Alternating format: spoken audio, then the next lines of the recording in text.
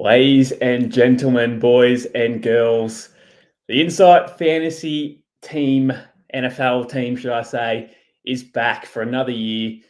This one's going to go a bit longer. We're starting in Feb. Dynasty Talk, new crew. Mullin, he's with us today and will be for the whole year. How was your Super Bowl weekend, mate? Yeah, no, it was a great outcome. As a Bills fan, I was definitely cheering for anybody but the Chiefs. So yeah, well, that first two quarters of absolute shellacking was great. It was great to see. It was great to see the Chiefs fans in the place where I was at. Very sad. So yeah, great outcome. Honestly, great start to the 2025 year. So for me, mate, it was a bit of a weird one because I hate the Chiefs. Obviously, they've had the luck of the whistle for the majority of the year. But as a Cowboys fan, I hate the Eagles too. So for me, it was rough. There was no win involved for me personally, but I did see some videos pop into our little private chat that we've got there, and I did see you got some moves, mate. And we might need to get that one onto social. Yeah, I think there's a lot to work on, those moves included. And I'm trying to piece together. For me, you cut out a little bit just at the end there, so it was probably, if I can imagine it, I bet it would have been a lot of chat about those Serena Williams moves. And Maddie, I can't quite hear you, I'm afraid.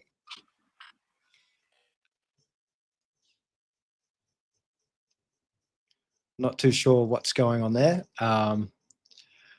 Still nothing. Maddie? Oh, yeah, there you go. Got me now? Yeah, cool. Yep, all good. Yeah, all good. The missus just put her AirPods and somehow connected into the laptop, mate. So yeah, she'll be eating for a couple of nights. But yeah, no, it was an awesome, like awesome weekend. Like, I think the build-up's always really good with Super Bowl. I just feel as though the game just didn't turn out to be what we wanted. I would have preferred seeing a close game coming down to the last drive of the game, boom or bust. And look, it was pretty much over by mid-second quarter. So that was it was pretty bad in that scenario. But all in all, mate, I think Super Bowl weekend's it's a pretty good weekend. It's one of the best on the calendar for mine. Oh, absolutely. And it's only getting bigger here in Australia. Like we've learned recently that NFL's coming to Australia in 2026, which is going to be pretty hyped up. They're kind of incorporating a lot more over here and increasing their fan base over here in Australia. So yeah, no, great things ahead. Very, very keen. Absolutely, mate. And for everyone listening, we do have our Patreon linked in the link below. Join in. At the moment, for us, it's free to join. Free content. We'll try and get some content there over the off season. Plenty of content coming. Majority of it's going to be some dynasty talk between now and, let's say, probably June, when the OTA start and training camp starts as such. So, we'll try and get some plenty of dynasty content out there. Some buy lows, sell highs for dynasty, because I'm a big believer of dynasty never ever sleeps. And also just some genuine chat. If you've got any trade advice that you need in there, or you're thinking about trying to buy this guy, but what's he worth? The Patreon is a perfect spot to get involved. Yeah, absolutely.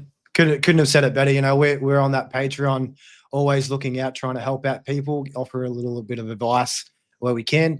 Even in the comments of this video, if you've got any trades out there, anything that you want to comment on based off of this video that we've got coming up for you, throw it out. We'd love to see it. We'd love to comment. I know we'll be very active replying in those chats. So yeah, send them through. Absolutely, mate. Now, for the cream of the show, mate, we're here to talk a loaded, and I mean loaded, 2024 wide receiver rookie review.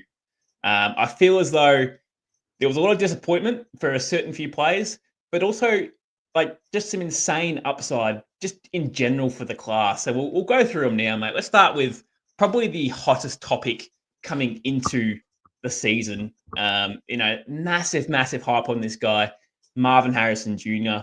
68 receptions for 118 targets, 836 yards, 8 TDs. I think we expected more out of Marvin Harrison coming into the year. We were probably hoping that he'd have the Brian Thomas Jr. numbers. But it turned out to be a bit of a flip. So, I don't think it's all doom and gloom for Marvin Harrison Jr. I just feel as though the play calling wasn't there for him. And, I was listening to the footballers the other day. They said he had zero, and I'm saying zero attempts or targets, should I say, below the line of scrimmage. So no screen plays, nothing to get him out in the open and get him moving. Everything was pretty much a go route. So just deep balls all day long. And I just don't think that's what we like for fantasy football for a guy who's so talented. Absolutely. It was disgusting play calling. You spend the 104 pick on Marvin Harrison to come in and be a number one receiver, and you just, throw deep routes, jump up, go grab it. Didn't utilize him at all during even the middle area of the field was barely anything. Yeah. Definitely we can hope to expect that with his outlook in the new season. Another year with Kyler. Kyler wasn't really that great either. He had some good games and then he went missing for a lot of the time. So hopefully a bit more consistency. Trey McBride isn't going anywhere, but still Marvin Harrison can still compete with that number one target, hopefully for years to come. And that's the thing, mate. And saying that, it's not all doom and gloom, as I said. He won plenty of battles throughout the season. I've got a stat here that he won 42% win rate versus man coverage, and then a target rate of 34% on man coverage, which he's ranked fifth in the league in doing that. And the win rate was third best of any wide receiver of the 42.8% win rate. So, those stats in itself are really, really solid. That's up there with the best receivers in the league. Only problem is he just was never utilized in the short and intermediate routes ever. Yep. So, the first read percentage wasn't too bad. It was at 32% versus McBride at 34%. But it's just that sort of, especially in PPR leagues, we want those short to intermediate routes, yards after the catch, and get him moving. We don't want these long balls all day. We want to work to those long balls, get him hot early, and then let's get a 40-yard touchdown on the back of that. Perfect. There is so much room to grow when it comes to Marvin Harrison. Like you said, the opportunities there. So he had 68 receptions. He could easily get to 100 receptions on the year, with a bit more love around that short area. And that, he's going to be at least top 7, kind of redraft receiver when it comes down to those stat lines. A lot of room for improvement. We absolutely love the talent. The talent is there. 8 touchdowns on the year in his rookie season is definitely something that we love. We just want to see those receptions up and then, also bring those yards up with it. That's right. And another big, something for me for why this didn't work out to what we wanted was a lot of it was Kyler Murray's tendencies. Yeah. So he loved to get the ball out quickly. So 48% of his dropbacks, he got the ball out within less than 2.5 seconds. So that means he has got no time for the play to develop. So that means, especially if Marvin Harrison Jr. is doing these go routes on the outside, he needs at least 3 or 4 seconds to get open, being that deep threat. So that's a problem for me. As much as I like Kyler Murray and how exciting he can be to watch, and he can have some big games and this and that, he needs to find a way to get his alpha number one receiver involved early into the game. Yep. And, he's shown in the past that he can do that too. When Cliff Kingsbury was running that offense, and he had DeAndre Hopkins, he was seeing everything. He was seeing it all over the field, deep, short, intermediate. He was getting all the love. We just need to hopefully see if that will translate in this upcoming year. And, we also saw too with the connection, I think it was the first week for Marvin Harrison, dropped a big old donut.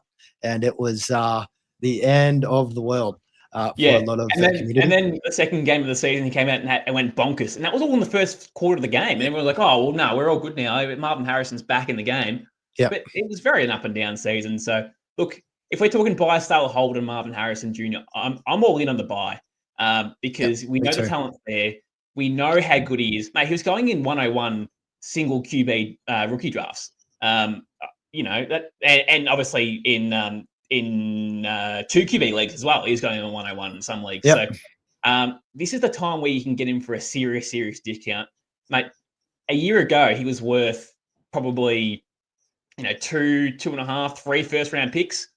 Now you can probably get him for like a 101, 102 with maybe chucking in a second rounder to make it a little bit spicy. But when we talk about the best receivers in this class at the moment, everyone's saying Brian Thomas Jr. and Malik Neighbours. So I'm all in on Marvin Harrison and a cheaper buy than what you got him for 12 months ago.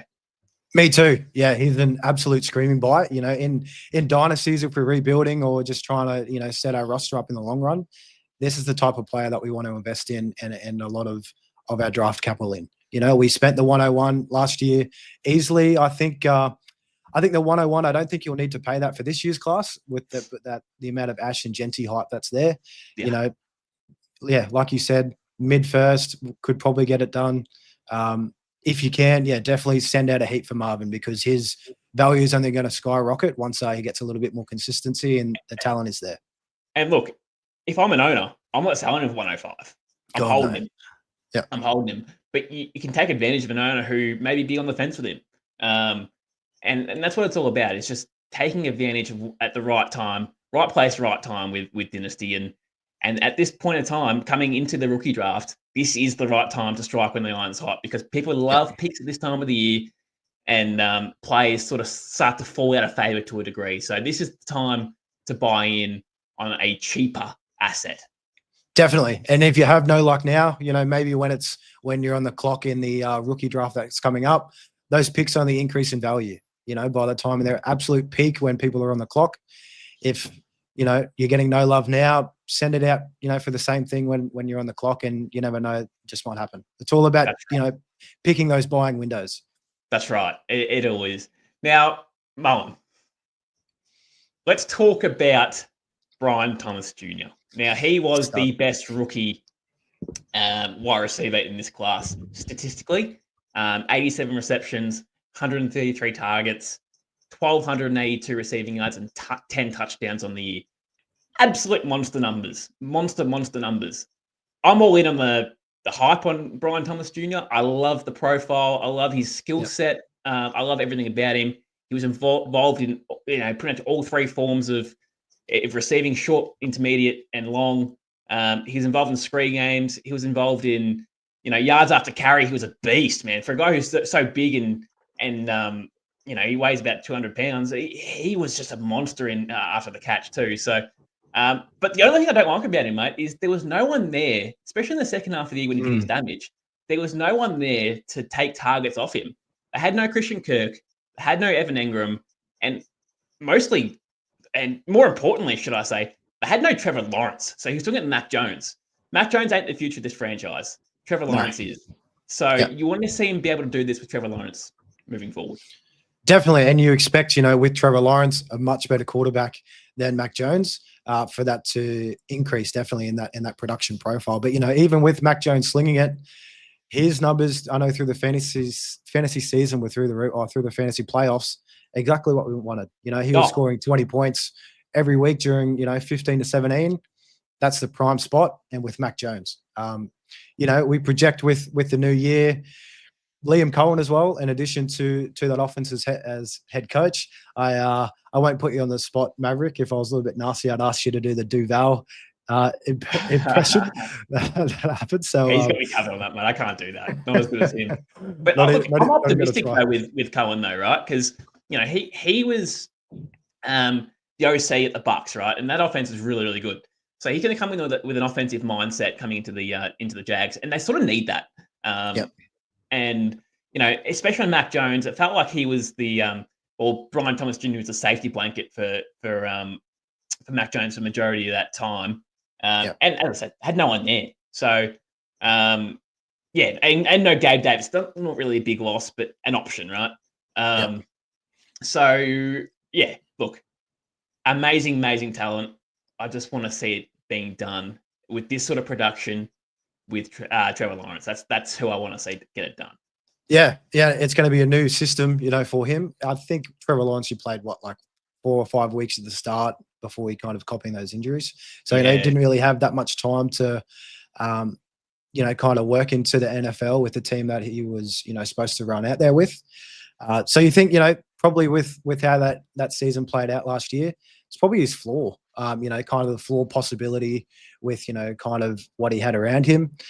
One thing that did come out recently was the addition of Shane Waldron at offensive coordinator for the Jags, which is absolutely disgusting, I think. How do you feel about that one, Yeah, Maverick? disgusting. He was involved in the Bears' just downfall, really, and it was yuck for the most part. So it's hard to really get excited about that. But I think Cohen might be the play caller next year. So if that's the case, I'm Fingers happy with crossed. that. Yeah. Sure. But yeah, all in all, mate, I think Brian Thomas Jr., he was ranked number 9 in air yards, number 7 in deep targets, which is crazy for a guy who's so good, and which ranked him at number 5. Number 5. And number 7 it was, and then number 5 in yards after catch. So all those stats right there is just insane. And he had 5 drops in the year, which was up there in the top 5, I believe, as well for or 6, I think it was actually, in the league in drops. So amazing season. If we're talking buy, sell, holds, mate, I'm on the wagon of a hold.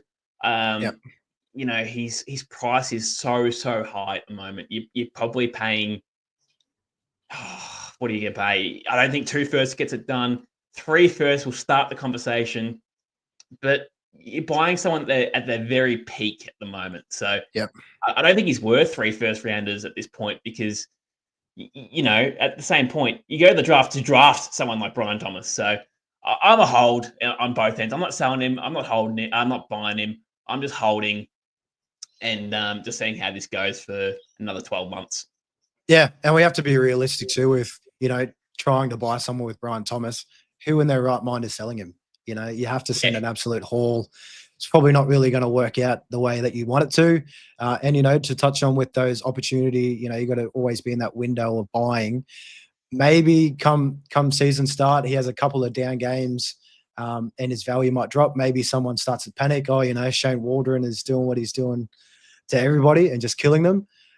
Maybe that's an opportunity to buy it then. But yeah, definitely for now, good luck trying to buy and hold for sure. And especially if we're talking in comparison too, I don't really have him in that tier of, Chase, Jefferson, Amon-Ra St. Brown, I suppose, CD Lamb. I've got him in that next tier, or that next sort of bracket of players, just a tier down. To be in that top tier, you have to consistently do it for so long. So, I don't think he can be a one-hit wonder, don't get me wrong. But I want to see this sort of numbers for multiple years to put him in that category before I really completely buy into, should I say, the Brian Thomas Jr. hype. But I'm mostly all in, but I just want to see it for a longer period of time than one season. Sample size is massive for me. Yeah, absolutely. We don't want to get too ahead of ourselves. We have seen some one-hit wonders that come out and then it's just kind of all downhill. But yeah, we both feel confident in Brian Thomas, but we'll see what this next season kind of tells, and that'll paint a much clearer picture moving forward. That's right. Now let's go to another guy, mate, Malik Neighbours, who had another monster year. Stud. On Malik Neighbours. Now let's go through his stat line for the year. 109 receptions for 170 targets, which broke the record in a rookie season for targets. 1,204 yards and 7 touchdowns. Wow. And he missed 2 games, might I add, too. So those numbers could have been even higher. Could have been even higher than Brian Thomas's numbers. But when I talk Malik Neighbours, the first thing I think of Malik Neighbours is him being just an elite route runner. That is like him to a T. He didn't need much time to get open. Playing inside, playing outside, it really didn't matter. I didn't mind the play calling. But again, where he sort of lost out a bit was the poor QB play. It's probably where he lost out on. And that might be a factor for him moving forward. But again, I'm not really too worried who's at QB. If he's putting this stat line out with Danny Dimes, Tommy DeVito, who else was it? I can't remember who else it was. They went through a few QBs. May as well. I don't think it really matters. I don't think it really matters who's at QB. Pretty much you or me out there, Maverick. We could have been out there slinging it, and he'd probably still produce his kind of numbers. So who knows? Nah, not noodle arm like myself, mate. I'd be throwing pies. But yeah, no, I do think if he had an elite QB, the sky's really the limit, right? So I see a potential hear of a Jamar Chase. Again, I don't want to compare him to Jamar Chase and say he is going to be Jamar Chase, but I see potential. I can see sort of a mirror image of him to a degree. Again, Joe Burrow and Jamar Chase have that connection.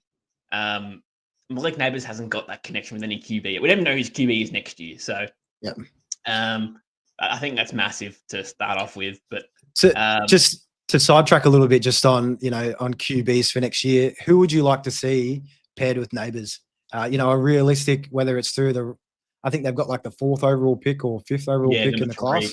But then there is a couple of free agents out there as well, like your Sam Darnold's, Aaron Rodgers if he doesn't retire.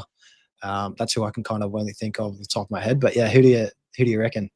So I truly believe they need to go down the path of drafting a QB early. If that means it's Cam Ward or Sanders, they can't play him straight away. Yep. So I would be signing a veteran. I'd be going out and seeing Russell Wilson, seeing what he's doing. He's available too. So Sam Darnold will cost a shitload. Yeah. He's asking for a big payday, and probably rightfully so after the season that he had.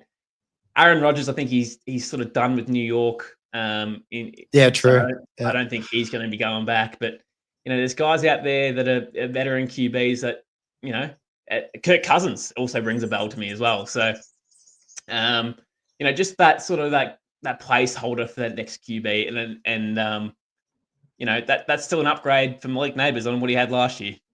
Definitely. Yeah, that whole offensive scheme is surely going to pick up from where it was last year. I know that O-line was copping a fair few injuries as well throughout the year. Just all in all, it was very rough for the Giants.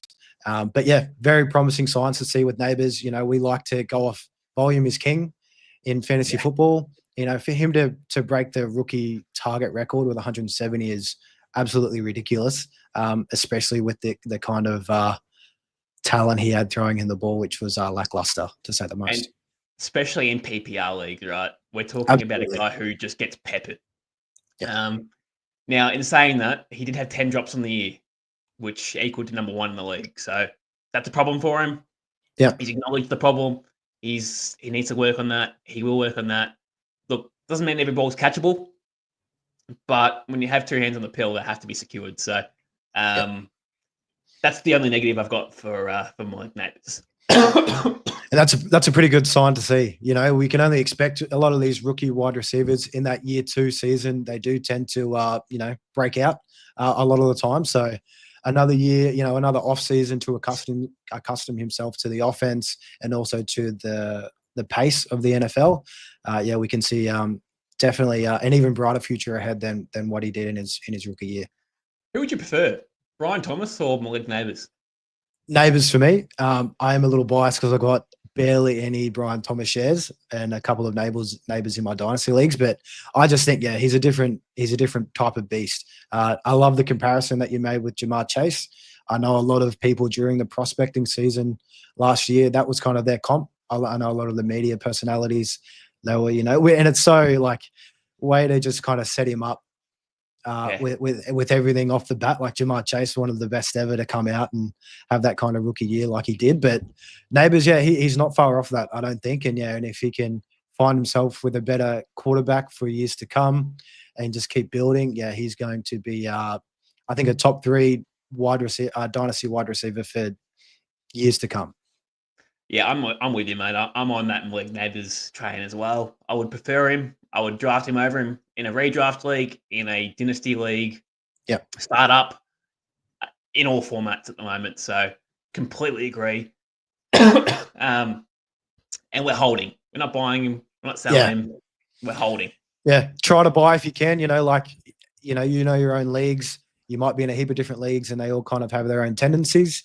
If you can find the opportunity, find the manager that might, need, maybe you've got the 101, maybe you could try and palm that off the Genty hype, when it gets a bit closer to that rookie draft class. I still think good luck trying to get Neighbors just because he's a wide receiver in Dynasty. Their value is just king of all. Longevity. And longevity there, which is what we love in these Dynasty leagues. So, definitely. If you can buy, don't be crazy. Try to buy him. Don't overthink it. definitely don't sell, but most likely you're going to be holding Neighbours for the next year. Now, another option here for you. Lad McConkey. This guy exploded. So I'll go through his stat line. 82 receptions for 112 targets, 1,149 receiving yards, and 7 touchdowns on the year. But he was the wide receiver 8 after, I think it was week 8 or week 9 from the top of my head.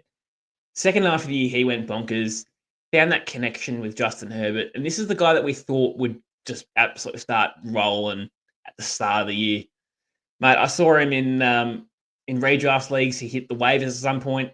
With his production wasn't that great. But God, he was a potential league winner at the second half of the year. And for Dynasty, we're talking big for Lad McConkey. He's a great route runner. He's got fantastic hands. Broken tackles, yards after catch. He's everything that you want out of a wide receiver. I do see a possible Amon-Ra St. Brown comparison here. I think he's got a very, very similar mold. His skill set is like a mirror image to mine for Amon-Ra St. Brown. So I really like it. The only thing I don't like about him, though, as well, is that they might go out and get another alpha wide receiver. That might hurt him. Yep, definitely. What if, T. Higgins, he's a free agent. He's probably the cream of the crop. But what if he goes to the Chargers? I think he definitely slides into that number 1 role over Lad. And, there is a lot of other free agents kind of on that market as well. Maybe a Chris Godwin, depending on how he kind of goes with the Bucs. But, there is his opportunity could definitely change. If that, I think the Chargers will definitely look to add a running back during this strong class. So, that's a pick there. Maybe they'll kind of use a bit of a later round where they won't really be able to compete with the talent of Lad for that number 1 spot. But you definitely can expect his offensive scheme to change in the next season. And especially, huge. He's not the future. No. Josh Palmer, he's not the future. Stone Smart, the tight end, is not the future. Lad McConkey is the future, but he can't just be the only piece they've got offensively to support Justin Herbert. So that's why I believe that's probably a negative for Lad McConkey. But again, it doesn't matter where you line him up anyway. Inside, outside, it doesn't matter. He was 39% versus man coverage and 52% against the zone. He's unguardable. It doesn't matter what sort of defense you set him. He is honestly unguardable. So that's why I can see an Amon-Ra St. Brown comparison here. I think that's exactly the same. Exactly the same. And I think the Chargers, they kind of felt the same way with how the Lions do with Amon-Ra. On those third and long kind of or third and got to have it downs, they look to Lad McConkey. They did. Very, very reliable. They depended a lot on him and he came up in big spots. Yeah, he had great hands. He was making these big plays, but from those big plays, he was put in spots that, where he could just get lit up, and he did get lit up. Hence, I think he struggling with a shoulder injury, I think, during back end of the season, which kind of had him. I think he played through some of it, but it did hurt him at the end there. Yeah, no, definitely. But, mate, all in all, we're talking buy, sell, or hold here. I'm all in. I'm buying it. Yeah, for sure. Yeah, because even if they do add another piece, like kind of, and I don't want to compare too much on a previous Chargers offense, but Keenan Allen, Mike Williams, they went hand in hand. Maybe they kind of get like that bigger outside, deeper threat to kind of complement Lad McConkey, which would be great. I can also see them adding a tight end now that I think about it as well. That's a pretty good tight end class coming up, so they might look for there as well for pass catching options. But definitely, he's got the talent there. He had that talent in Georgia when he kind of came out that last year of college, and it's translated well to the NFL. And another thing that we love, he's paired to Justin Herbert, an absolute stud quarterback for the future. So, that he's always going to have that dependable, I guess, passer that's going to be throwing in these opportunities. Agreed, mate. Now, let's move on to Roma Dunze. I've put him in the studs only because of his draft capital. Now, 54 receptions for 101 targets, 734 receiving yards and 3 touchdowns. Not a bad stat line if we're comparing how bad they were, like the Bears offense in general. It was a disaster. It was a serious dumpster fire. He had a lot of competition as well for targets with, coming up against DJ Moore and Keenan Allen. But we're talking a dumpster fire of an offense for the majority of the year. Yep. Caleb Williams, I like him, but, I also didn't like some tendencies he had. We're talking dancing around in the pocket and getting it out and, Yep. taking sacks. And I think most sacks in the league for Caleb Williams, I think. The offensive line was shit, but the dancing around and it doesn't really give an offense much chance. I know he has to scramble to stay alive, but it's just disgusting. All in all, for the Bears and for Caleb Williams, really. So, poor play calling, and just plenty of mouths to feed. So hopefully the acquisition of Ben Johnson at the head coach position is going to fix this problem, because let's be honest, with the receiving core of Ken Allen, DJ Moore, and Roma Dunze, it's very similar to what he had at Detroit. He had a lot of options to play with there. Yeah, absolutely. And I'm glad you bring up the comparison with Detroit, because and we kind of hope that Keenan Allen also looks to move on, for Roma Dunze's outlook for next year.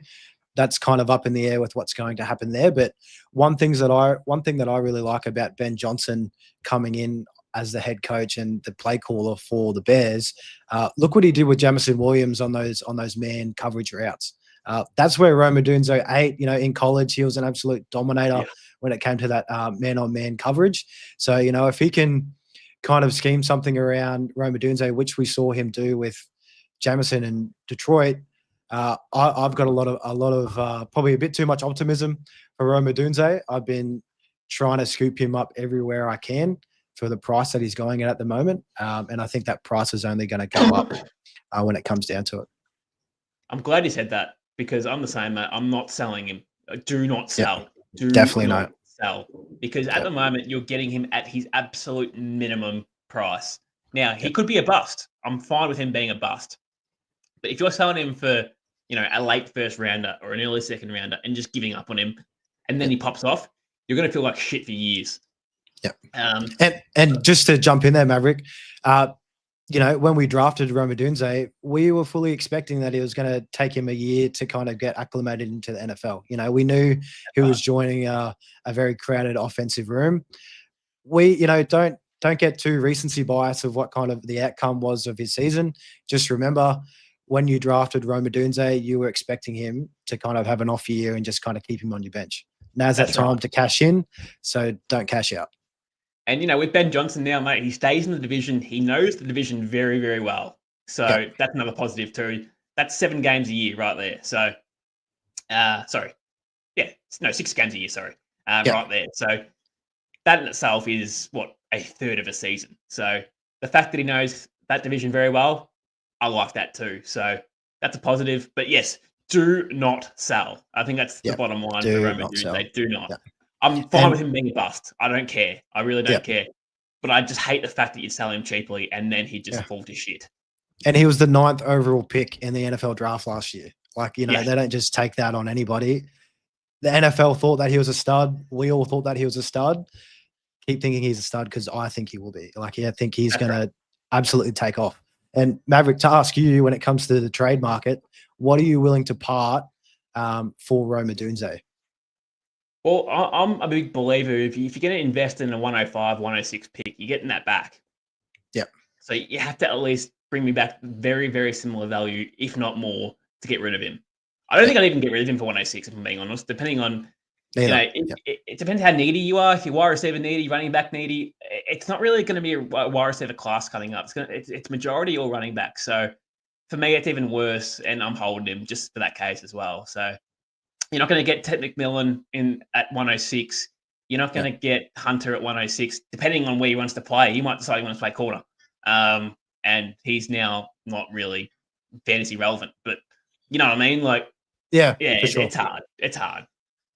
Yeah, I think just looking at it, I got a deal done the other day. I sent the 104 away for Roma Dunze. Mullin, I think that's probably on the more of the higher value that you probably need to pay to get a deal done. I was happy I needed a wide receiver. No wide receivers, really in this class.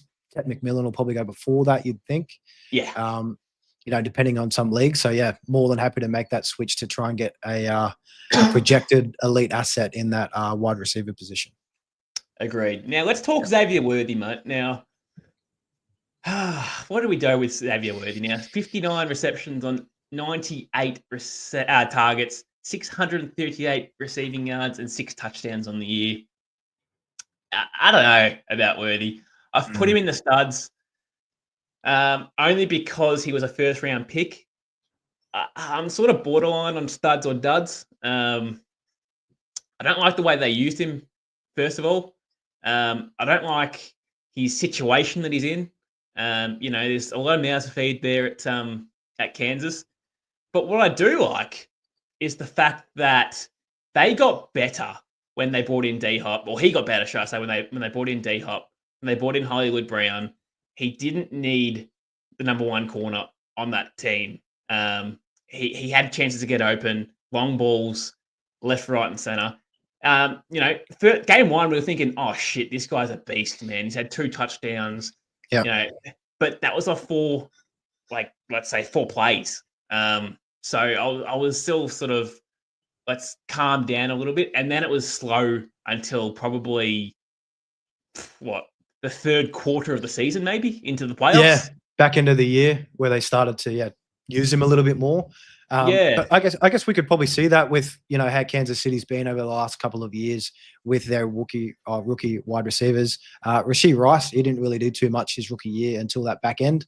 Maybe they just kind of wanted to keep testing him out, gaining a bit more trust before they started to acclimate him a bit more. We could see that kind of translated the same way for Worthy this year. I think it's promising that he's, kind of used in those rushing plays as well. Just a little bit more dynamic. He scored a couple of rushing touchdowns on the year. That's something that we love. I'm probably a little bit more optimistic, which is probably surprising because I am definitely not a Chiefs fan in the slightest. But Rashee Rice, he's going to be suspended for what we think probably 6 weeks, 4 weeks at the minimum. But coming for knee as well. Coming off a knee as well. Yeah. So, he might even be healthy to start off. Worthy could come out at the start of the year. Kelsey's getting a bit older. I know he was mulling retirement. I'm probably on the side of him sticking around for at least another year and trying to see what they can do. But I think if you're looking to try to sell Worthy, hold on until the start of that year, because I think Patty Mahomes won't have much else to kind of distribute the ball to. Maybe he has a couple huge weeks to start off with, and then you can just capitalize on that added value. And look, as I said, the back end of the year, I'm positive that they sort of started to work him out a little bit. Using screenplays, yards after catch was solid, but they just need to find a way to get in space and get in the ball. So, that touchdown that he had late in that Super Bowl was an amazing touchdown. Yeah. I want to see more of that. Look, and it can happen. He does have Patty Mahomes as his QB, who definitely, has the arm talent and the playmaking to kind of put the ball in those spots and make that happen. Which I guess, a bit more of a connection, another offseason to try and, kind of work that out better with Mahomes. I think there's a bit of a bright light there, Maverick. Especially Kansas as well, man. We're talking Kansas, who, especially this year, have the explosive player who's pretty nearly gone with them. So if they can bring that back with Worthy, he could be fantasy relevant. But I sort of see him being as a wide receiver 3 for fantasy lineups moving forward too. So maybe that boom or bust player that can win you weeks, I suppose. But at the same time, can cost you, and he scores a goose egg, which is possible. Yeah, and that's his skill set. Fastest player in the league in the combine. He can rip off anything in space and kind of get that touchdown for you. But it'll be interesting to see. I looking at the outlook for 2025, I don't think the Chiefs defense will be as good as what they were. Yeah, and, they won't really be involved with winning them the game, so they might need to chuck it more. Having that number one finish ranking in their division, they're going to have the hardest schedule again, so it might be a bit more few more shootouts. Let's hope. Yeah, that's right. Now, let's talk another couple of players. Very briefly, might I add. But Ricky Pearsall and Jalen McMillan. So I've got them on the fringe of the studs. Pearsall, obviously, coming back from the gunshot, so I'll give him a pass. Yeah. But looked really good second half year when he came in there. Debo Samuel is probably on the way out. He's already been offered to find a trade partner and get him out of there. I think that's going to happen. I think they're done both ways. I think Debo's done with the Niners and the Niners are done with Debo. Yeah. But I really, really like what Pearsall showed that second half of the year. He looked good, man. He looked really, really good, energetic, explosive, and I like the future what he can hold. I'm not really too worried about Brandon Ayuk. I'm not worried about him at all. Juwan Jennings is okay. He had a lot of targets last year. Kittle's probably the number one target at this point, you'd imagine. But we're talking a guy here that could go to that next level, right? Yeah, he could. And, he had that first round draft pick capital from the 49ers. And, yeah, he did show us some highlight plays. He was getting those touchdowns. He made a couple of those long bombs. I think there was a couple of 40-yarders in there. I guess kind of the outlook I see, they've also got Christian McCaffrey coming back in. Yeah. You'd expect him to be healthy. He's, pretty much missed all of 2024. He's going to take away some of that kind of pass catching. But, yeah, you're right. Debo's gone. I think Jennings probably takes a little bit of a step back. He kind of, was a winner because, they had nobody else when Ayuk kind of went down. I think Debo kind of missed a little bit of time there too. So, yeah, no, Pearsall, I think he might even be a sneaky little buy. It might be a little bit harder with Debo on the way out. I think probably a lot of people are going to have that idea to try and jump in there, but definitely throw some offers out. See, he's definitely on our radar for 2025 and projected to perform better. He is for sure. I would be looking at buying him. I don't think he's worth a hell of a lot. I think you might get him for an early second rounder, maybe 2 second rounders. Happy to pay that. Both up. I'm cool with that. I'm cool with that. Because again, I'm not worried about Brandon Ayuk. I'm really not. So I like it. Jalen McMillan. He was pretty much a third round pick in most rookie drafts last year. Really, really, really benefited from the injury from Chris Godwin. Now, which is weird because in college he was an inside player in the slot, and he did all his action on the outside with the Bucks. That was very strange. But the last 5 weeks he was a touchdown machine, wasn't he? Yeah, I think he scored 4 touchdowns in. Might have been more. There was over like a 5 within like a 2 or 3 game span. He definitely won people some weeks down that stretch, and we saw he has that connection with Baker. Baker was looking for him in the red zone, which is, those opportunities are worth the most in fantasy football. So, yeah, definitely showed a lot of promise. And you'd think, with the Godwin injury, do the Bucks bring him back? Do they not? If they don't, he's got a huge opportunity in front of him. And I think he was also battling a few injuries. I think he might have missed a little bit of time throughout the year as well. So, that also kind of plays a part in his outlook for last year, but definitely on the rise. Mate, I'm selling high on Jalen McMillan. I'm selling high. He's a third round pick. Especially if Chris Godwin sticks around, which is every chance of happening. Yeah, do it before the news. That's right. So you might be able to cash in right now on Jalen McMillan. Look, what's he worth? You might get 2 seconds for him. And then he's probably a third, fourth option in the offense and probably back to not irrelevancy, but we're talking wide receiver 50 numbers maybe. In terms of total projection, but I'm actually a sell. But hey, if you decide to buy him and Chris Godwin goes, you might got a steal as well. So, but I do think Chris Godwin will stick around. Yeah, and honestly, that too, a second or 2 seconds, what you might get for McMillan, you got to be happy with that return on your investment. Like you said, he was a third round pick in most rookie fantasy drafts last year. A bit of a sleeper. Capitalize on that. Let's not get ahead of ourselves and think that we've got the world in our hands. I think he was taken in the 3rd or 4th round of the NFL draft, and that was for a reason. Don't think that he's just going to be locked into everything moving forward. Cash out. We kind of see dynasty trades as a stock market. Yeah. he might have hit max value at the moment. So cash out before you start holding the bag, and get something back. Agreed. Now let's talk about the duds, mate. There wasn't many of them, but there was some duds. Now I'm going to go through them pretty quickly. The one that screams to me first of all was Xavier Leggett. He was a massive dud. Yep. I'm completely out on Xavier Leggett. He was a project coming into the league. We had Adam Thielen who balled out when he was playing. We had Coker at times that balled out when he was playing. Deontay Johnson, who was passed around the league for the last 6 weeks. No one wanted him. He balled out at times with them too. Yep. But one guy who could never get going was Xavier Leggett. Now, I was listening to the Dynasty Nerds the other night, and they said guys who don't achieve 500 receiving yards in their first year are a 2% chance to actually be fantasy relevant again. So I'm very much out on Xavier Leggett. I like Bryce Young. I really like Bryce Young. I thought the second half of the year was really good, but I'm out on Leggett. I think he's done. Me too. Yeah, if you can try and get a late second, honestly, I'd be happy with a couple of thirds for Xavier Leggett. I think, he had the opportunity last year. Thielen went down. I think he was their only main target at one point, and everything went to Coco, I think he went undrafted.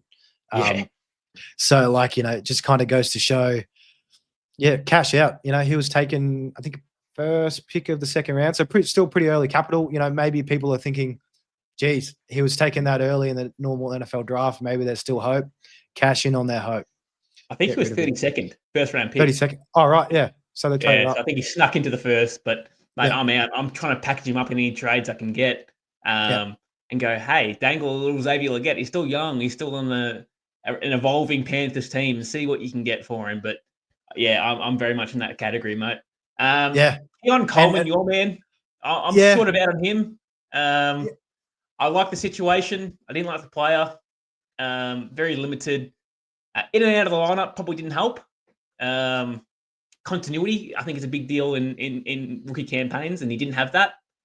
But when you're playing with Josh Allen and you cannot get anything going consistently when you're out there, it's probably a massive negative for mine.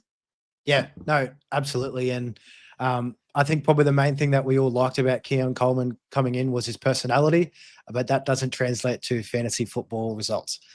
He had the spot. He wasn't really competing with too much in that offense. Khalil Shakir was a trusted receiver that they kind of had. Kincaid didn't really offer too much. So he had every opportunity to. And I think, though, he just snuck in on that over 500 receiving yards. It was like 520 or He's something like that. 2%. Yeah. So, look, I still think the light's on. Probably a little bit of Bills bias. I think they do add more to the receiving game this offseason, probably during free agency, I'd imagine, just because of how kind of weak the WR class or wide receiver class is in this rookie class. I still think there's a little bit of hope. For me, he's a hold. I don't think you'd get the value that you'd want to sell him for. To buy is a risky option. If you can maybe I'd throw a late second, maybe even the 2 or 8. That's probably the most I'd probably pay at this point in time. But yeah, if you could get a deal like that, I'm happy to. If not, I'm not too sure. So you go on the maybe the one more year of just seeing another offseason, one more year in the system and just seeing what you can do. I don't mind it. Give it to me. He was a dud though. Route running is questionable, very questionable. Yeah, but I don't mind the hold. Again, just a great situation. Yeah, for sure. And he kind of showed that explosive ability as well. So he could have an outlier 10 touchdown year. That's not, kind of out of his range of outcomes. I could definitely see that happening. He's also got a stud, an absolute MVP stud throwing him the ball. Still a little bit of hope, but not something that we wanted to see given the situation that he was kind of put into. With a stud at quarterback, might I just add?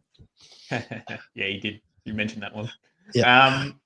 Jalen Polk, another big dud. He was probably the biggest dud of the year.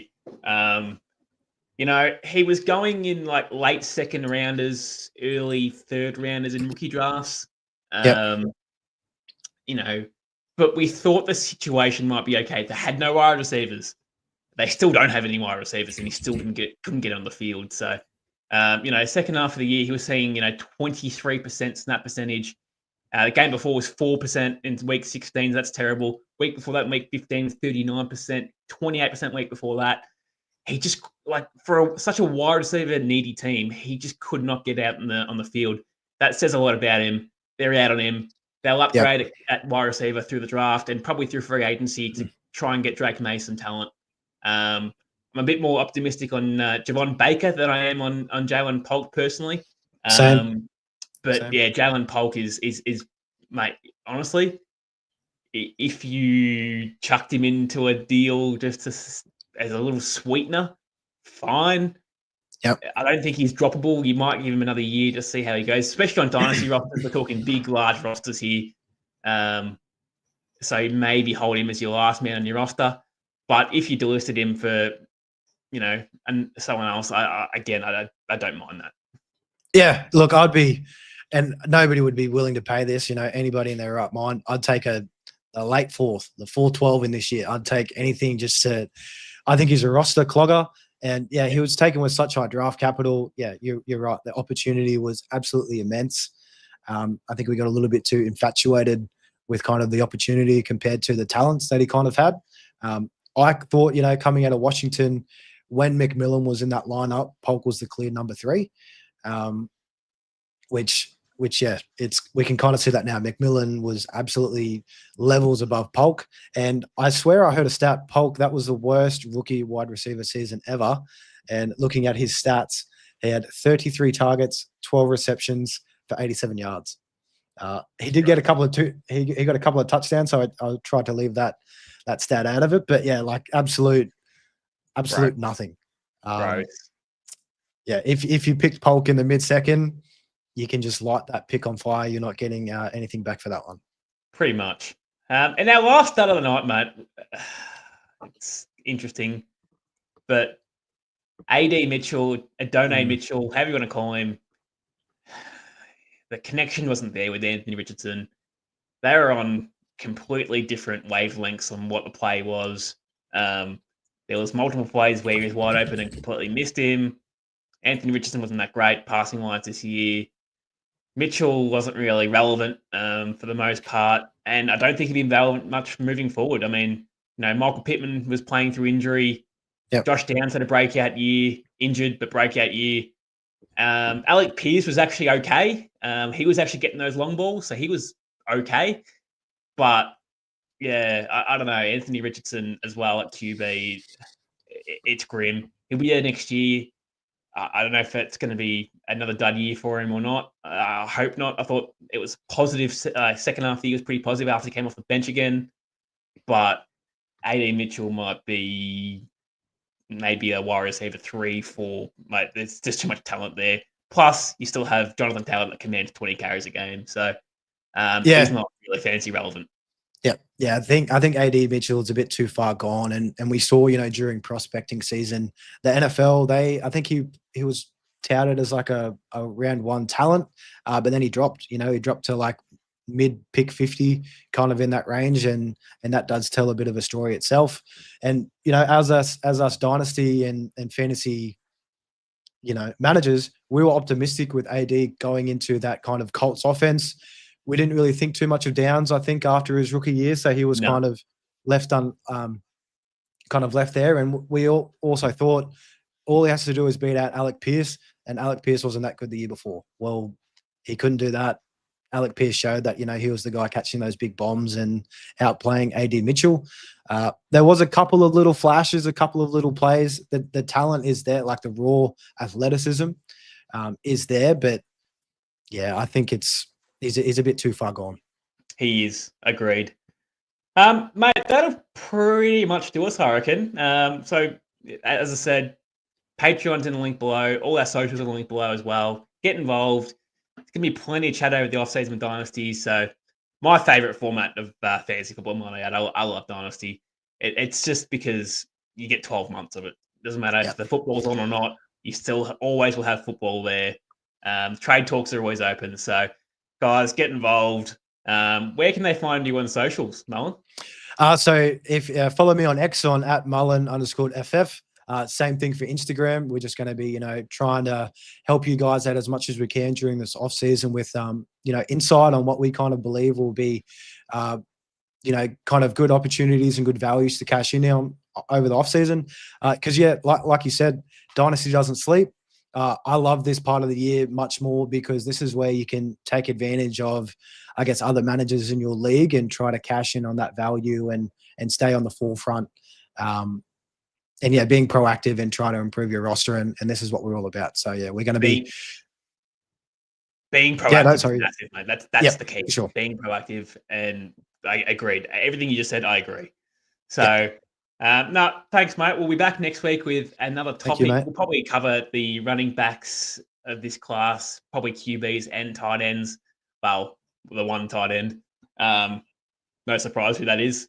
But we'll be back next week. Hopefully, we can get DFAB in, ready to go, and we'll run our first 3-man show, and we'll see what we can do. Yeah, no, I can't wait. Thanks for the chats, Matty. It's always good to kind of to talk shop with, especially the rookie review.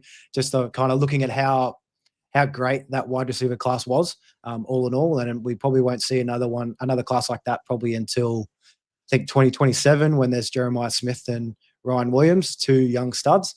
But won't get stuck into that for too much. But make sure, guys, if you wanted to throw in any comments of any questions that you had on this video or any trade questions that you wanted to try and bring to light, check us out on that free Patreon, which is linked below, or also chuck us a comment on the video here. And we'll be answering all and getting keen for the 2025 year. Awesome. And as Matrix likes to check off with a podcast, you've listened to an Insight Fantasy Sports podcast. Cheerio. Cheerio, guys. Thank you.